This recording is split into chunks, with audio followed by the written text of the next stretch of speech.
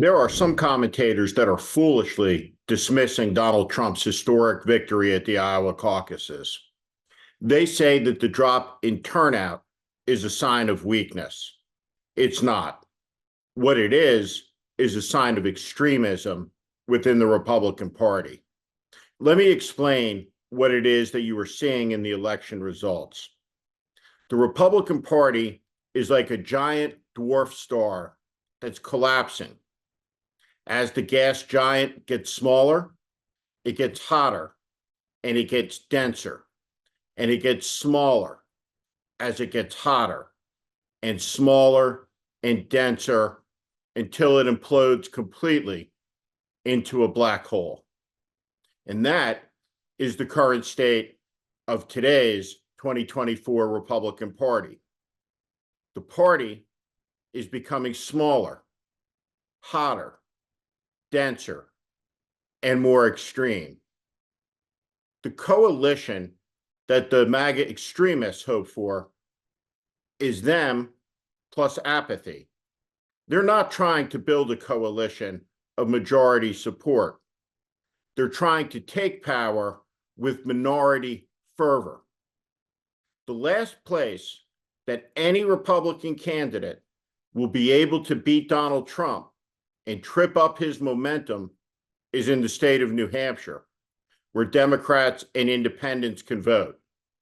According to some polls, that race is even between Nikki Haley and Donald Trump. But the sad truth is, there is no other state anywhere in the country where Nikki Haley has a fighting chance against Donald Trump, cruelly, not even in her home state, which even if she wins in New Hampshire, her campaign will end when Donald Trump crushes her in South Carolina. There have been thousands and thousands of words, multitudes of paragraphs written. Why are people supporting Donald Trump? Why are Americans enthralled to a man who talks about retribution, who talks about punishment, who talks about locking up his political opponents? The reason is simple. They support it. And there has always been a constituency for it in the United States. In the late 1930s, more than 20,000 Americans joined together to give the Nazi salute and venerate Adolf Hitler. The Ku Klux Klan, the Confederacy, these are all the antecedents of the MAGA movement. For the first time in American history, there is a presidential candidate who is openly and overtly promising to end democracy in the country, to strip away elections, to tear down the rights of the individual, to deploy the military in the street, to create concentration camps for the indiscriminate deportation of millions of people who just don't happen to have white skin. What's coming is knowable. It's predictable because Donald Trump keeps telling us.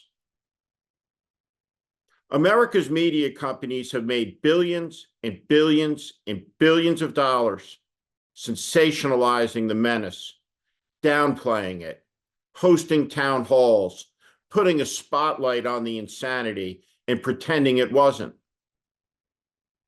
And now it's time to pay the piper. Donald Trump is winning the presidential election. He is ahead in the race against Joe Biden. President Biden gave two great speeches, but there is a desert of nothing with regard to what comes next. What will the next strike be?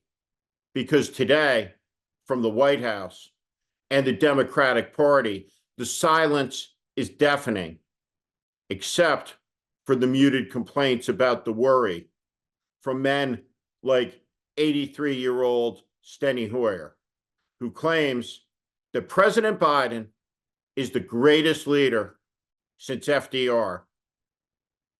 Let's be clear about something. FDR wouldn't have had much of a hard time defeating Donald Trump. But here we are. The simple truth is the election ahead imperils America. There is great danger in the months ahead. The world is increasingly on fire. Pentagon officials are saying we are in a pre-World War phase. Chaos is Trump's friend. Dishonesty is Trump's friend. Pessimism is Trump's friend. And the trials are Trump's friend.